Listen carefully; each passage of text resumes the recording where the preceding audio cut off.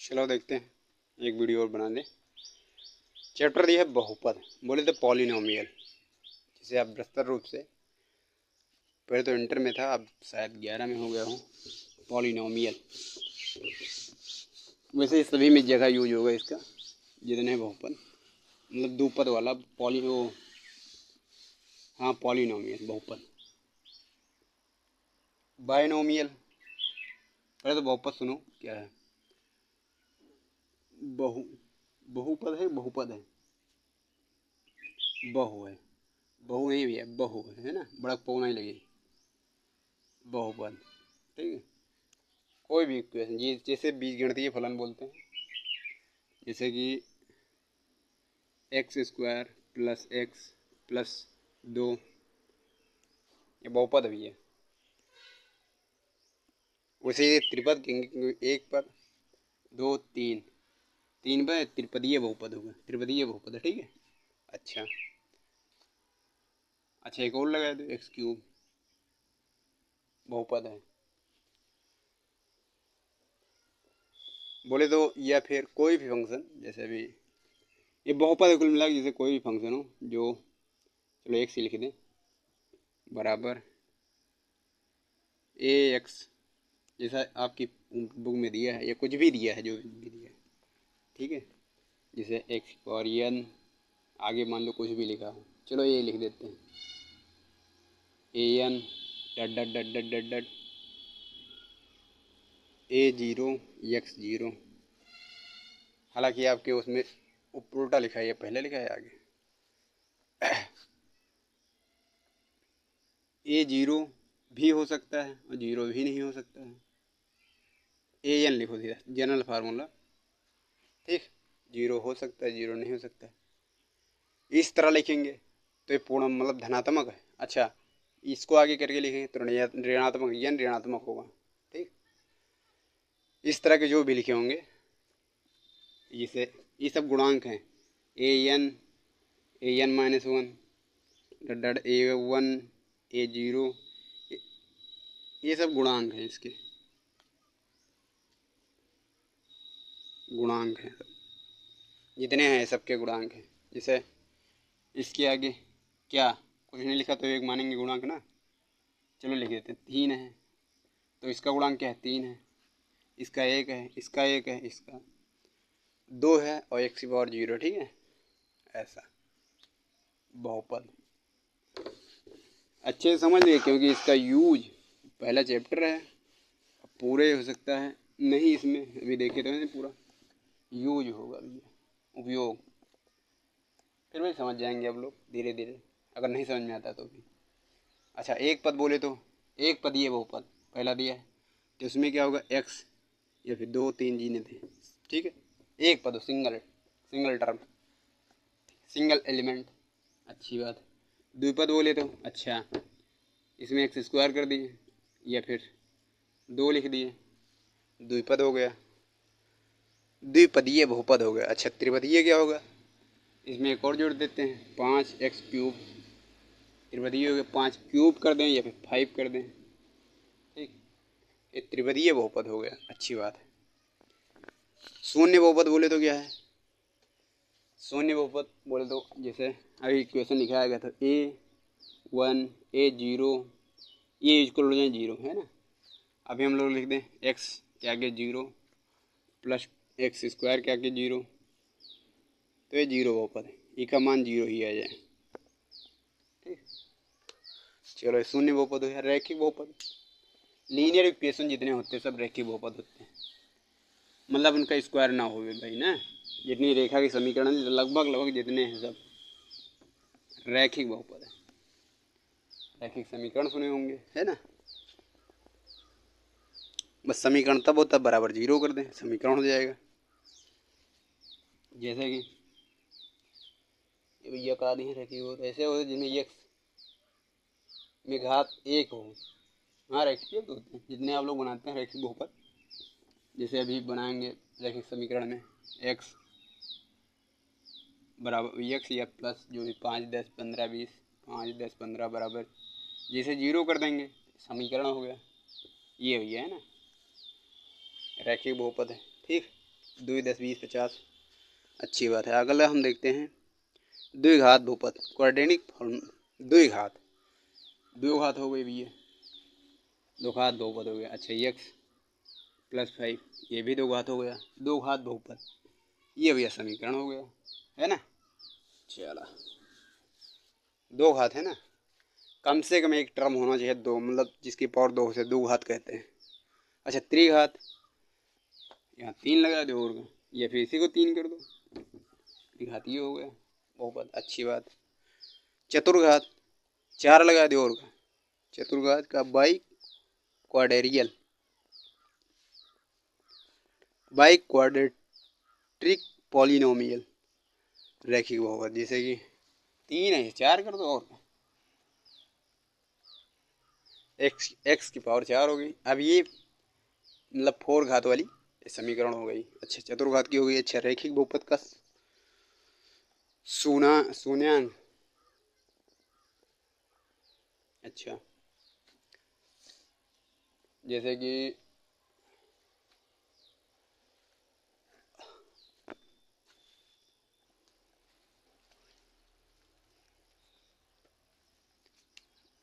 जैसा कि परिभाषा में हम लोग पढ़े px है इतना दिया है। अच्छा शून्यांक के बोले तो 0 रख दें, ये हो गया 0 p। अगर मान लो कोई भी संख्या है p2 बराबर, निकालना हमें, दिया है 2 दिया है 10 दिया 50 दिया है, के छोड़ो 2 नहीं, c या h छोड़ दो और क्या, बराबर को दिया है 0। अब के की एच की वैल्यू निकालनी होगी ना, ठीक है। तो क्या करेंगे, जहाँ एक्स लिखा है वहाँ सब जगह एच लिख देंगे, बोले तो पी एच बराबर हो जाएगा एच का क्यूब प्लस 5। वैसे बड़ी टर्म है इसलिए हम लोग थोड़ा सा जिसे सॉल्व हो जाए ऐसा लिखते हैं ना, ये हो जाए x+5 लिख देते हैं, थोड़ा समझने के लिए लिख लेते हैं, ठीक है, थोड़ा आसान रहेगा। ठीक, तो यहाँ एक्स है वहाँ एच लिख देते हैं, h+5 बराबर 0। अच्छा तो एच बराबर -5, ये चीज़ होगा, ठीक है, शून्याङ्क। अच्छा अगला क्या था, बहुपद में शून्याङ्क होगा, ये भी आसान कर लेंगे आप लोग। अच्छा ग्राफ व्राफ बनाएं, 10th में पढ़े, वो 8th में पढ़े होंगे, बनाए होंगे भी ये। अच्छा ग्राफ बनाओ भाई हैं, एग्जाम हो भाई का सिलेबस हम देख लें अगर हो तब।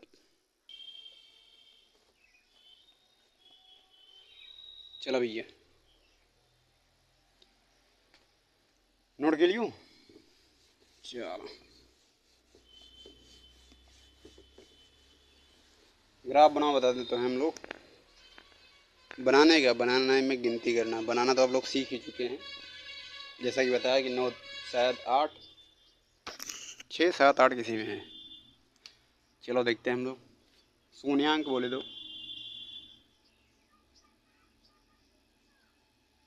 ये जो है फंक्शन बोले तो एफ एक्स, या फिर जो कि आपकी बुक में लिखा है पी एक्स, या फिर एक चीज़ और होता है इसे डिनोट करते हैं वाई से। ये सब का मान अगर 0 हो जाए, जो भी संख्या कर दे 0, वो उसका शून्याङ्क है इस फंक्शन के लिए या इस बहुपद के लिए शून्याङ्क है। ठीक, चलो देखते हैं हम लोग थोड़ा सा और, जैसे कि ग्राफ दिया इसमें एक क्या जो एग्जाम में है वही बता रहे हैं, 2019 में है ना।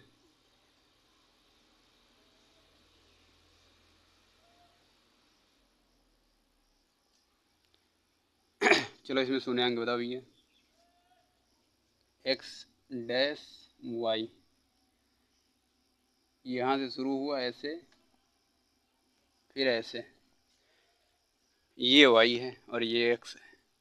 थोड़ा समझने के लिए हम लोग ऐसे लिख सकते हैं, y बराबर x 2 3 10 जैसा भी हो, मान लो x y z जैसा को लिखा हो, कुछ भी लिखा हो, ये फंक्शन किसी तरह डिफाइंड है।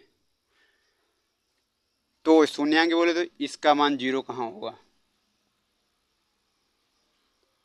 इस जगह जीरो हो जाएगा, इस जगह जीरो हो जाएगा, इस जगह हो जाएगा, 3 जगह जीरो होगा। अच्छा, अतः इसमें दिया है 3 पॉइंट होंगे, इस ग्राफ के लिए 3 पॉइंट होंगे जहाँ शून्याङ्क जीरो होगा, शून्याङ्क 3 होंगे इसके, इस फंक्शन के लिए, फंक्शन या फिर जो भी बहुपद है ना के लिए शून्याङ्क जो है,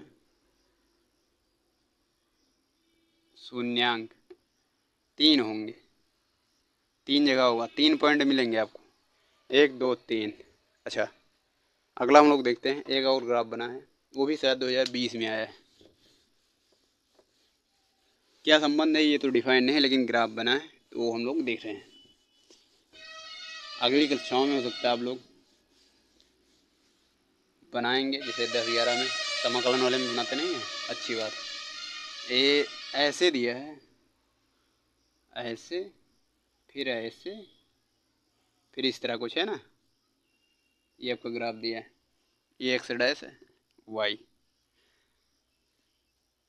टेबल भी बना लीजिए आप लोग, जैसे कि मैं टेबल बना है, ये बताएं। चलो देखते, इसमें शून्याङ्क दिया हो, शून्याङ्क पूछ रहा है कितने हैं, ये तो पूछ नहीं रहा क्या हो रहा है।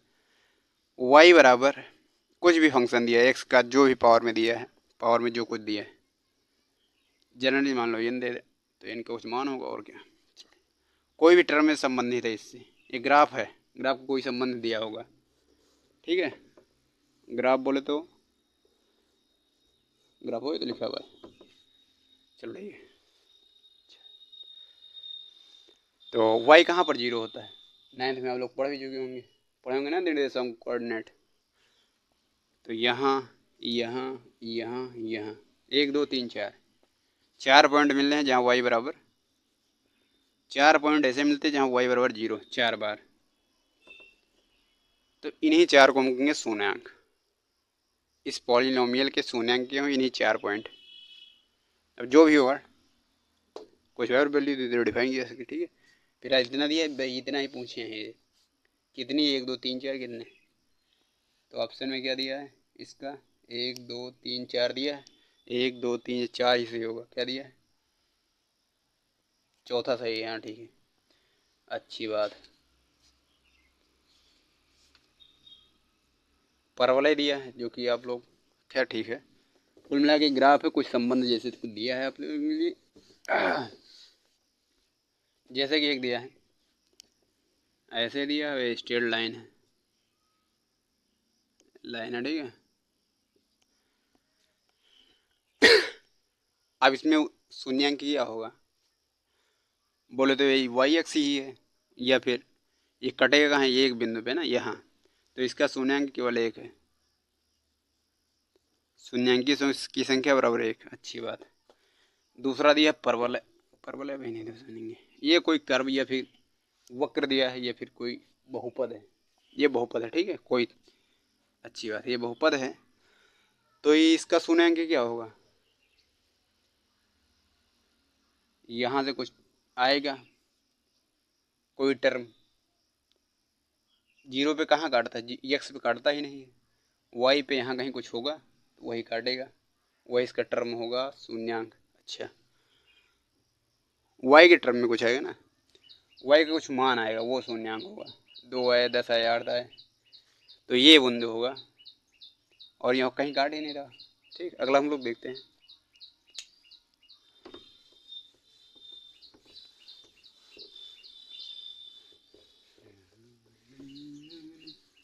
चलो मुझे लगता है प्रश्नावली यही समाप्त होती है। प्रश्नावली में जितने सवाल आप लोग सॉल्व कर लीजिएगा। शून्याङ्क क्या होता है बताइएगा, ठीक है। चलो, किसी बहुपद के शून्याङ्कों और गुणांकों के संबंध, अच्छी बात है।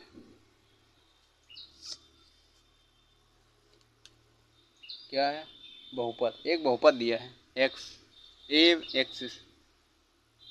X square plus b x plus c, ऐसा दिया है, ये बहुपद है पी एक्स, ये बोले जो भी कुछ दिया हो, ठीक है, इतना दिया है। इसके मान या शून्याङ्क कोई दिए हैं, शून्याङ्क इसके, इस बहुपद के शून्याङ्क अल्फा कामा बीटा, या फिर जैसा हम लोग पहले पढ़ चुके मान, पढ़े कहाँ भी हो सकता कहीं दिया हो, ठीक है, अल्फा बीटा मान लो 2 दिए। अच्छा, तो किसी बहुपद के शून्याङ्कों और गुण गुणांकों के इसमें संबंध, अच्छी बात। अब इनमें क्या संबंध हो सकता है? अल्फा बराबर हो गए, अल्फा प्लस बीटा बराबर हो गए बी अपान माइनस बी अपान ए। ठीक, अल्फा बीटा होता है सी अपान ए, ये शून्यांक है और ये संबंध हो गए। याद कर लीजिएगा, आगे हो सकता है यूज हो सकता है इसमें या 9th में होगा, पढ़े होंगे आप लोग। चलो आगे देखते हैं हम लोग। ये भैया शून्यांकों का योग है, ये गुणन है ना, इस बहुपद के लिए। ये जो बहुपद दिया है, माना इसके शून्यांक ये दिया है, ये दिए, ये दो हैं शून्यांक, दो मतलब दो घात है ना, दो घात बहुपद है। तो ये मान लो दो आएंगे इसके शून्यांक, तो इस दोनों का शून्यांकों का योग ये इतना होगा बी अपान ए माइनस में, अच्छा गुणन सी अपान ए। ठीक, एक एक अक्षर का मीनिंग है भैया, ध्यान रखिएगा, सबको अच्छे से तैयार करते रहिएगा, इसी से संबंधित आगे प्रश्नावली जो सॉल्व होगी। ठीक, अच्छी बात है, ये हो गया। अब कुछ है इसमें, बहुपद के शून्यांकों का योगफल ज्ञात कीजिए। जैसे दिया पहला 2020 में आया है, एक दिया है बहुपद 3x² होगा, फिर प्लस 5x माइनस 3 इतना दिया है कि शून्यांकों का योग। पहला दिया है 5 माइनस 3 2/3, दूसरा 5/3 3/5। अच्छा देखते हैं इसमें, अभी जैसे हम लोग देखें शून्यांकों का योगफल ना, अल्फा प्लस बीटा बराबर क्या हो जाएगा, इसका योग हो गया माइनस एक्स का गुणांक, लिख देते हैं भैया, एक्स का गुणांक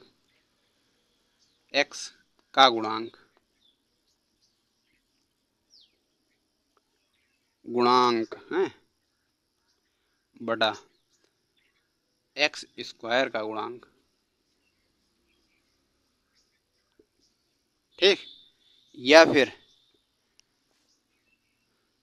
b अपान ए, या फिर b का मान यहाँ से 5 माइनस 5/3, या फिर अल्फा प्लस बीटा बराबर माइनस 5/3, इतना आ जाएगा। ओके, चलो भैया, कितना समय हुआ? छोटे बच्चे हो भैया, देखोगे या नहीं देखोगे, इसलिए छोटी वीडियो बना रहे। ठीक है, अच्छा ये हो गया। ऐसे संबंधित जितने सवाल सॉल्व कर सकते हैं आप लोग, सॉल्व हो जाएंगे। ठीक, अच्छा गुणनफल वाला एक बता दें हैं, चलो देखते हैं कि शून्यांक होंगे कि गुणन कौन सा दिया है।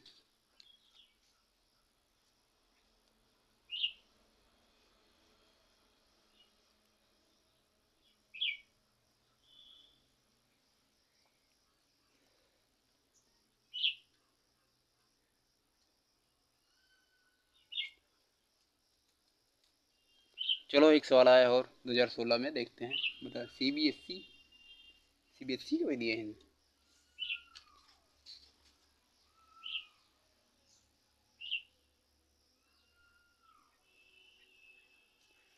चलो प्रश्नावली में दिए हैं, उसमें से हम सॉल्व करते हैं। इतना ही भाई ये चैप्टर हम, और कुछ पढ़ेंगे ना है भाई। और बस अब तुम जितने अपन कलम चलाते रहो, जितने पन्ना भरते रहो, उतने भाई तुम्हारे लिए फ़ायदेमंद। जितना बता कर बता दी, जितने आप पन्ना भरो, मतलब कॉपी में आप जितना ही सॉल्व कर लें। निम्नलिखित शून्यांक ज्ञात कीजिए, 10 शून्यांकों तथा गुणांकों के बीच संबंध की सत्यता ज्ञात कीजिए। ये भैया शून्यांक ज्ञात करें, पहला x² minus 2x plus minus 8 है, माइनस का 8 है, ऐसा दिया। शून्यांक बोले तो ये अगर px है, मान लो px है तो बराबर 0 होना चाहिए, या फिर इसे थोड़ी देर के हटा लें तो इतना बराबर 0 हो जाएगा ना, तभी शून्यांक निकलेंगे। चलो देखते हैं फिर, बाकी अब लोग उसका इसी में या फिर 9th में पढ़ेंगे गुणनखंड कैसे होता है। x² माइनस 2x माइनस 8 बराबर 0, गुणनखंड कर दीजिए आप लोग। ये 2 है बच्चा, 4 दूनी 8, 4 में से 2 जाएगा, हाँ। X square minus 4x plus का 2x माइनस 8 बराबर 0, क्या हो जाएगा? गुणनखंड करना जानते ही होंगे ना।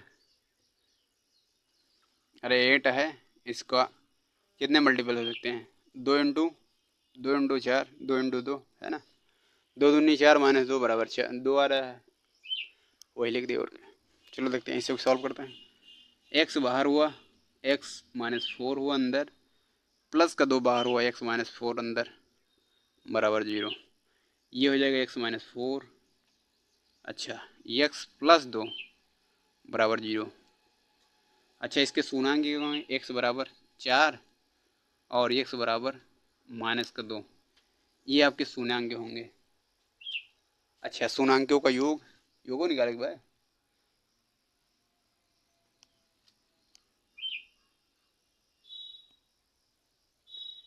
शून्याङ्क ज्ञात किए, शून्याङ्कों तथा गुणांकों के बीच संबंध की सत्यता ज्ञात की। अच्छा ये भैया, अल्फा प्लस बीटा बराबर इससे क्या होगा? अल्फा बीटा बराबर क्या होता है?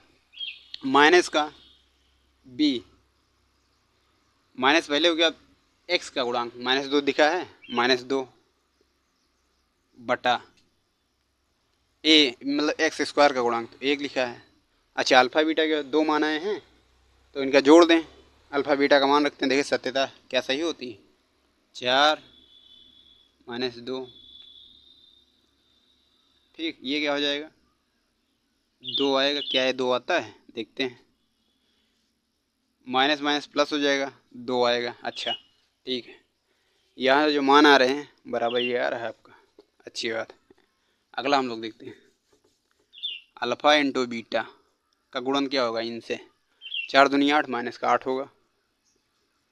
अच्छा इससे हम लोग देखते हैं क्या होगा, अल्फ़ा और बीटा बराबर सी जो होता है, ये लास्ट वाला, ये पूरा 8 बटा एक्स का गुणांक 1 लिखा है ना, 1 बराबर माइनस का 8, जो कि ये दिया है ना, अतः ठीक है इक्वेशन। चलो अब इस चैप्टर में कुछ है नहीं, जो सवाल फंसेंगे आप लोग फंसेंगे, मतलब जो आंसर नहीं आएगा कमेंट कर दीजिएगा। अगला हम चैप्टर शुरू करते हैं, मतलब अगला टॉपिक चैप्टर क्या है, अभी चैप्टर समाप्त ही नहीं हुए, पर्याप्त समय हो गया, समझ में आ ही गया होगा। चलो अब जितने आप कॉपी कलम चलाओ उतने फ़ायदेमंद बा।